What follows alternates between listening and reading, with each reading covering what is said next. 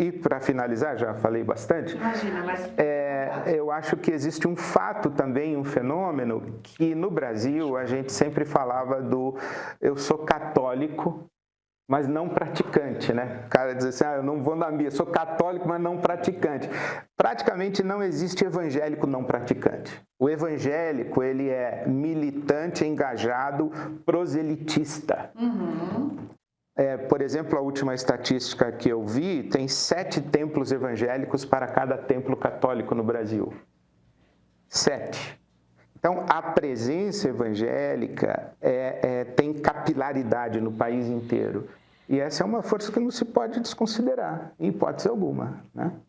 Qual você acha que tem sido o impacto da política dentro das igrejas? Na função, nas discussões que se costuma ter das igrejas, há um impacto da política ali? Mudou o tema, mudaram as conversas, mudou a forma como as pessoas se relacionam dentro dos templos? Qual é esse impacto da chegada maciça da política nas igrejas evangélicas, na tua visão? A gente teve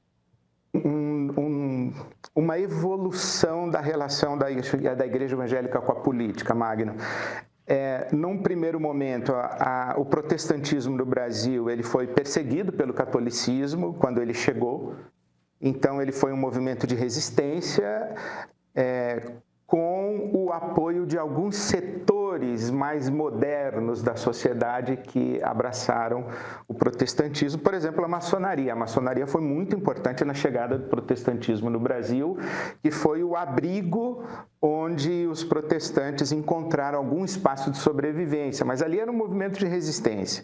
Depois, com o crescimento e com a forte influência de um protestantismo norte-americano, europeu, etc., a igreja evangélica ela foi subserviente ao governo, ela foi adesista, a igreja evangélica esteve ao lado da ditadura militar, a igreja evangélica dizia o seguinte, olha, temos que obedecer à autoridade civil.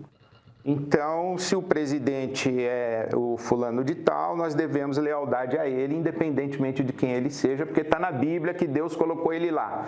Então, a igreja evangélica ela foi subserviente, adesista, submissa, né? Depois, ela percebeu que esse mexer aí, esse amálgama com a política não era uma boa. E aí ela criou uma certa postura de não vamos nos meter em política porque isso é coisa que não é de Deus. Vamos cuidar do reino de Deus e deixa o reino dos homens para lá. A velha dualidade de Santo Agostinho, né? A cidade de Deus, a cidade dos homens.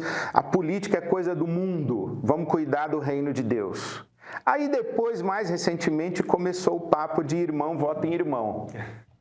Irmão vota em irmão e a igreja foi descobrindo sua força política, foi se metendo na política. Hoje a gente tem uma bancada, hoje a gente tem dinheiro, hoje a gente tem catedral também, a gente tem força, a gente tem rede de televisão, a gente tem comunicação de massa. Então a igreja evangélica falou assim, não, agora nós vamos fazer política, mas nós vamos fazer política mandando. Existe um contingente muito grande da igreja evangélica que abraçou essa visão e acho que está para a ordem de 70% aproximadamente e uns 30% que é chamado não fundamentalista, não bolsonarista, não ativista e um pouquinho de gente aqui chamada de progressista.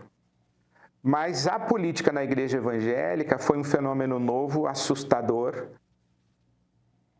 de adesão, porque o protestantismo, por origem, ele fala da separação igreja-estado.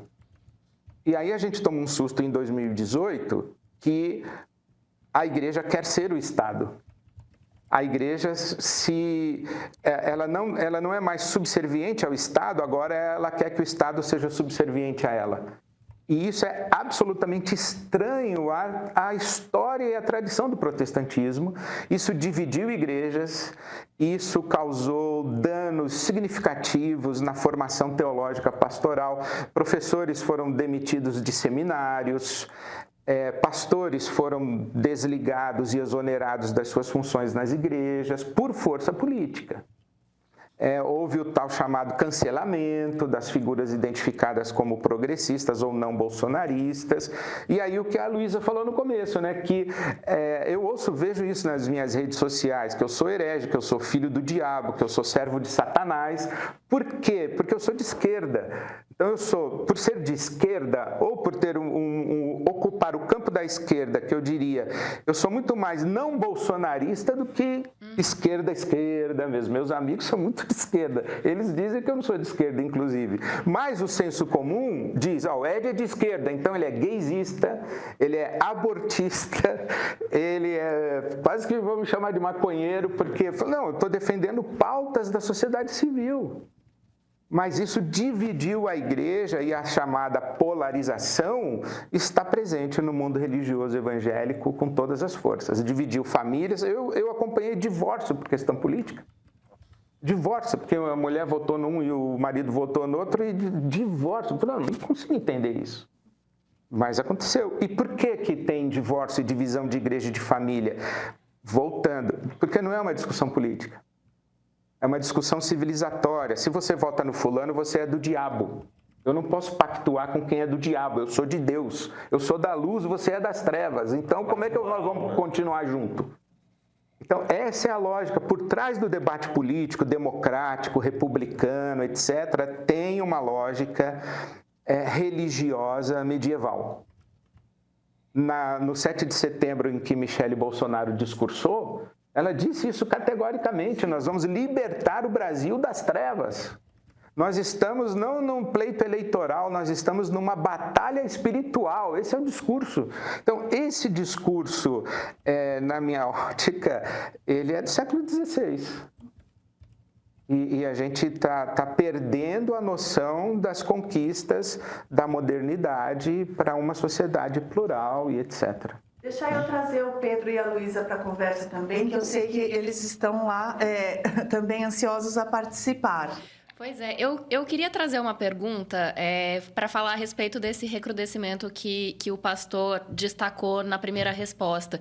Também pegando carona um pouco na pergunta do Magno sobre os evangélicos hoje. Mas esse recrudescimento e muito do que a gente sempre fala aqui, que existe um preconceito da esquerda com os evangélicos. E ele, de fato, existe. Mas também está atrelado a essa questão de que, se você for de esquerda, como o próprio pastor acabou de dizer, você é taxado como gaysista, como abortista, maconheiro, enfim. Então, há uma dificuldade nesse diálogo. E aí eu queria saber o quanto disso se deve a esse recrudescimento, o quanto esse recrudescimento atingiu os evangélicos, porque me parece que há uma minoria, mas talvez não seja uma minoria muito barulhenta, que reproduz esse tipo de preconceito, mas que também há evangélicos que estão empenhados nesse diálogo com a sociedade civil e com demandas políticas e tentando separar as duas coisas, apesar de ter uma fé. E o quanto isso se deve a discursos preconceituosos de pastores que têm uma representação muito grande, não só na igreja, como também agora em redes sociais, influência política. Eu vou citar um nome aqui, mas não é o único, o pastor Silas Malafaia, né, que frequentemente tem discursos bastante preconceituosos, que de alguma maneira isolam, né, pessoas que inclusive poderiam estar na igreja. E eu queria saber o que o pastor acha disso, né? Quanto dos evangélicos foi atingido por esse recrudescimento e qual é a responsabilidade dos pastores que estão fazendo esse tipo de discurso? Bom, eu acho que a responsabilidade dos pastores é absoluta. Eles não são inocentes, ou nós, porque eu sou pastor evangélico também, né? Nós não somos inocentes em absoluto nessa questão, porque nós somos a voz formadora de opinião. É claro que dentro do protestantismo a divergência, a liberdade de consciência, a minha tradição evangélica é batista. Faz parte da tradição batista a separação igreja e Estado, liberdade de consciência, livre exame das escrituras. Quer dizer, é muito estranho tudo isso que está acontecendo na igreja evangélica, que é incompatível com a história e as origens do protestantismo.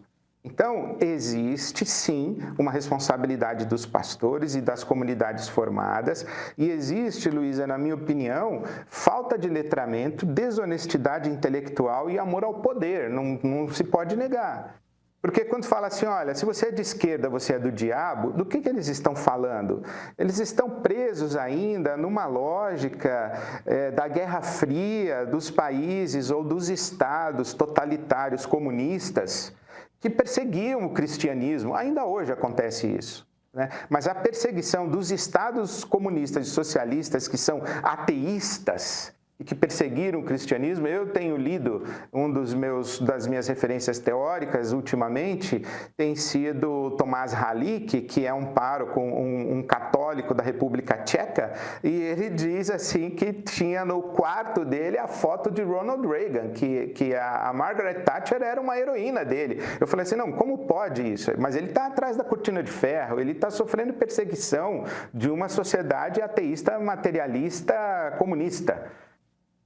Agora, você trazer isso para o Brasil e dizer que a esquerda é isso, é uma ignorância e é uma desonestidade intelectual. De que esquerda nós estamos falando? A esquerda como lógica econômica? A esquerda como pauta moral identitária? A esquerda como estrutura de Estado confessadamente ateu ou antirreligioso? De que esquerda nós estamos falando? Então, se os chamados intelectuais ou os formadores de opinião, aqueles que detêm o microfone na mão de uma experiência evangélica, porque a igreja evangélica ela é tão clerical quanto o catolicismo, a voz do pastor o pastor é considerado homem de Deus, ele fala em nome de Deus, o púlpito é um lugar sagrado, não é qualquer um que ocupa.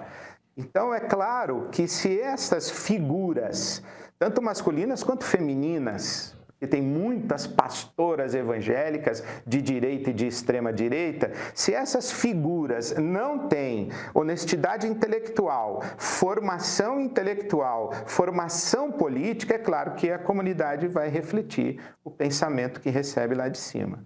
Agora, eu acho que essa ignorância e essa desonestidade está muito atrelada ao que eu falei antes, que é o desejo de governar e fazer isso em nome de Deus. E as pessoas realmente acreditam nisso.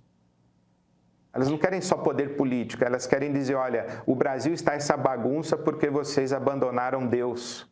Ontem mesmo eu recebi uma convocação para o Dia Nacional do Arrependimento, Luísa, em que nós vamos nos arrepender de ter abandonado Deus e caído em pecado, e é por isso que o Brasil está essa bagunça.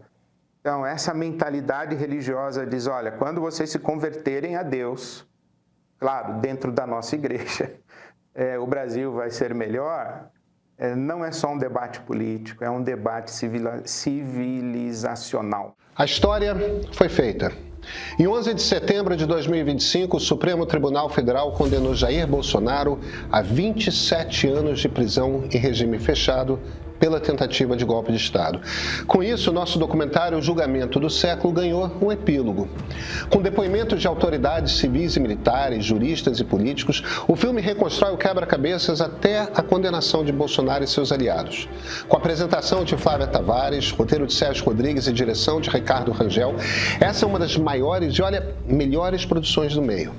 Se você já viu o documentário, assista ao epílogo. Se ainda não, assine o Meio Premium e assista a versão completa no nosso streaming.